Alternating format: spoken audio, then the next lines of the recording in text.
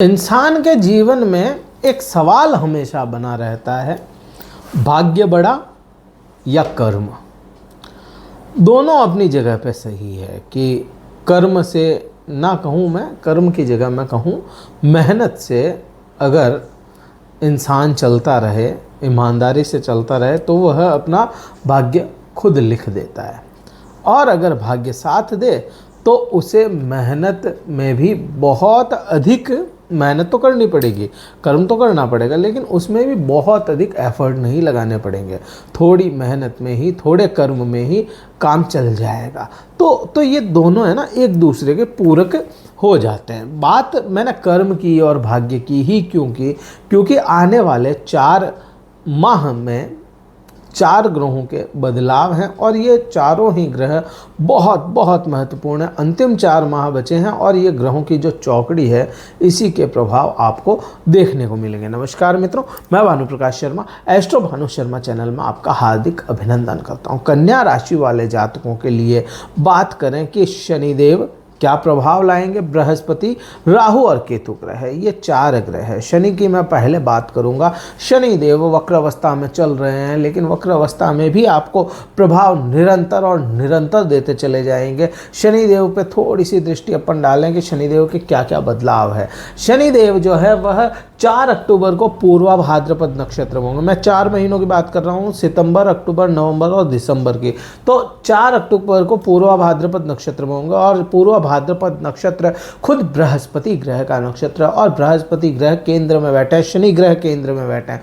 Means यहाँ पे प्रभावी ये दोनों ही ग्रह रहने वाले हैं। शनि ग्रह की बात करोगे, 7वें भाव में शनिदेव बैठे हैं, 7वें भाव में काल पुरुष की कुंडली में शनिदेव उच्च के हो जाते हैं। 7वें भाव में जब शनिदेव उच्च के होंगे तो व्यापार में वृद्धियां दिखाएंगे। हाँ, मेहनत अधिक लगवाएंगे आपसे, आपके व्यापार को स्टैब्लिश करने के लिए, आपके व्यापार के लिए आपको मेहनत अधिक करनी पड़ेगी।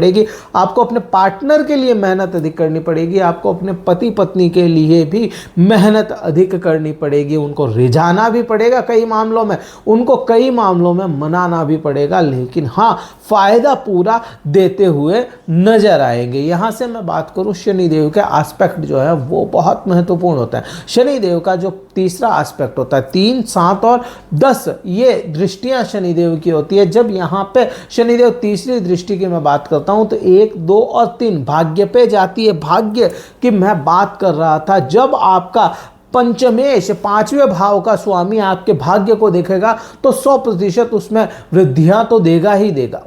100% का मतलब 100% वृद्धियां नहीं, 100% तय हो जाता है कि वृद्धियां यहाँ पे आएगी।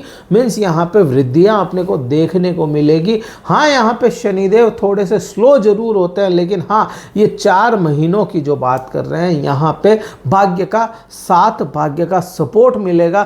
थोड़े से आप धार्मिक यहाँ पे हो सकते हैं, थोड़े से अपने कर्तव्यों को निभाने वाले हो सकते हैं। जो लोग अपने कर्तव्य नहीं भी निभा रहे थे, कन्या राशि वाले जातक, वह अपने कर्तव्य को निभाने वाले जरूर होंगे। हाँ, समर्पण यहाँ पे अपने धर्म या अपने जिसको कहते हैं ना, धर्म की बात ना करूं, अपना जो फर्ज होता है, फर्ज पे समर्पण आप जरूर दिखाएंगे। कोई माता है तो अपने पुत्र के प्रति, कोई पत्नी है तो अपने पति के प्रति, कोई पति है तो अपनी पत्नी के प्रति, पुत्र अपने पिता या माता के प्रति, ये जो धर्म है आपका उसके प्रति आप जरूर समर्पित होने वाले हो जाएंगे। अब यहाँ से मैं शनिदेव की ही बात करूँ, शनिदेव की जो 7वीं दृष्टि होगी वह आपकी खुद की राशि पे जा रही है। शनिदेव की दृष्टि हमेशा, 7वीं जो दृष्टि होती है ना, वो सीधी दृष्टि है शनिदेव की।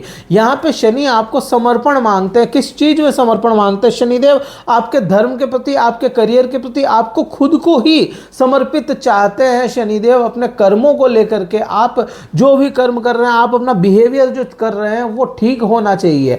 तो शनि आपको यहाँ पे मेहनती बनाने वाले हैं।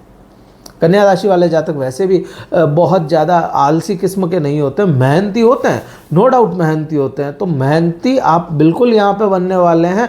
और ये जो 7वीं दृष्टि है शनिदेव की, इसका प्रभाव थोड़ा सा आप में ये भी आएगा कि आप टालने वाले हो जाएं, चीज़ों को, आज की चीज़ को कल पे टाल दे, तो उस पर बिल्कुल भी नहीं जाना है। आपको ध्यान रखना है अपने को कि भाई मेरा आज का काम है तो मैं आज पे ही रखूँ, इसको आगे ना टालूँ। अब 10वीं दृष्टि की बात करूँगा मैं, देखो बहुत छोटे छोटे प्रभाव बता रहा हूँ, वीडियो लंबा चला जाएगा। 4 ग्रहों की बात करने में व्याख्या, फिर मैं अलग अलग ग्रहों की बताऊंगा आपको, आने वाले समय में बताऊंगा, लेकिन इसमें ना थोड़ी थोड़ी बात करते हैं।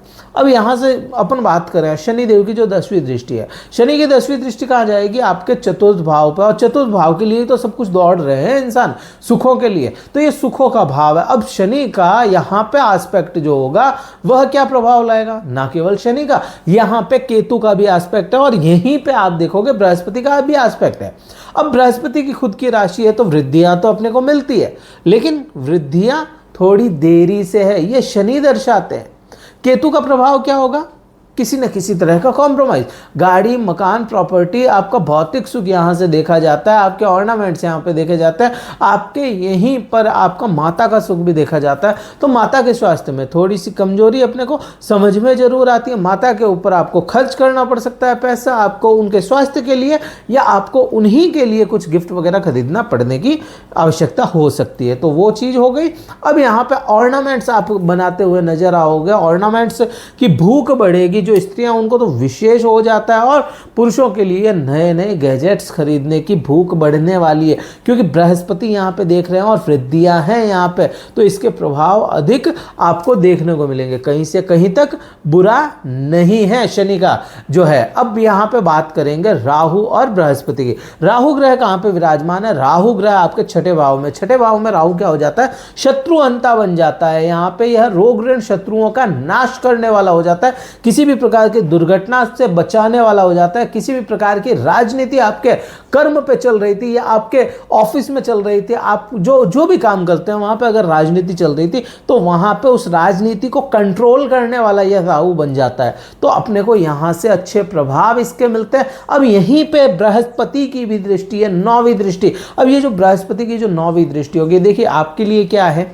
बृहस्पति ग्रह चतुर्थ भाव के स्वामी, सप्तम भाव के स्वामी, और वो यहाँ पे देख रहे हैं, मैं शत्रु तो है नहीं। अब यहाँ पे आप देखोगे बृहस्पति की दृष्टि हो जाएगी, तो जो राजनीति है उसमें भी आपको ज्ञान मिलेगा, वृद्धियाँ मिलेगी, आपकी जॉब में भी कहीं ना कहीं आपको बूस्ट देखने को मिलेगा, करियर में भी आपको बढ़ोतरियाँ देखने को मिलेगी, क्योंकि राहु की भी 5वीं दृष्टि यहाँ पे, और बृहस्पति वृद्धियों के कारक है। बृहस्पति ही खुद के नक्षत्र में बैठे हैं, खुद के नक्षत्र में होना अपने आप में ही बहुत अच्छा हो जाता है। तो यहाँ पे ये प्रभाव भी अपने को देखने को मिलेगा। अब बृहस्पति ग्रह जो है वह कब कब बदलाव कर रहे हैं? 18 अक्टूबर को कर्क राशि में जाएंगे। 18 को कर्क राशि में जाएंगे मीन्स अपनी उच्चतम अवस्था में हो जाएंगे। प्रभाव अच्छे हैं, लाभ आपको मिलते हुए नजर आएंगे। 18 से लेकर के 5 दिसंबर तक ये अपनी उच्चतम अवस्था में रहेंगे। अब इसी के बीच में 11 नवंबर को वक्री होंगे, और वक्र अवस्था में आपको निरंतर लाभ देते हुए नजर आएंगे। तो ये प्रभाव हो गया।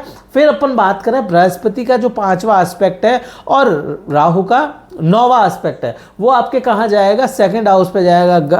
अब यहाँ पे आप देखो, वाणी है, आपका ज्ञान है, आपके बोलने की क्षमताएं हैं, यहाँ पे धन है, सीधी बात कर रहा हूँ मैं धन की। तो इन सभी चीज़ों में वृद्धियाँ देखने को मिल रही है, बुरे प्रभाव नहीं है। बुरा एक ही प्रभाव मिल सकता है, एक ही जगह से मिल सकता है, वो केतु है, लेकिन वो भी तो 12वें भाव में बैठा है। आध्यात्म की तरफ आपको लेकर के जाएगा, आपको यह आध्यात्म बढ़ जाएगा। पति पत्नी के आंतरिक संबंध जो हैं उनमें थोड़ी सी कमी देखने को मिलेगी। इसीलिए मैंने बोला रिझाना पड़ेगा आपको अपने पति या पत्नी को, बार बार उनके प्रति समर्पण दिखाना पड़ेगा। अदरवाइज क्या होगा, केतु आपके पति या पार्टनर को या खुद को ही एक दूसरे से थोड़ा सा दूर कर ले, सेपरेट कर ले। ये केतु के प्रभाव होते हैं। और केतु का और कहाँ पे प्रभाव आएगा?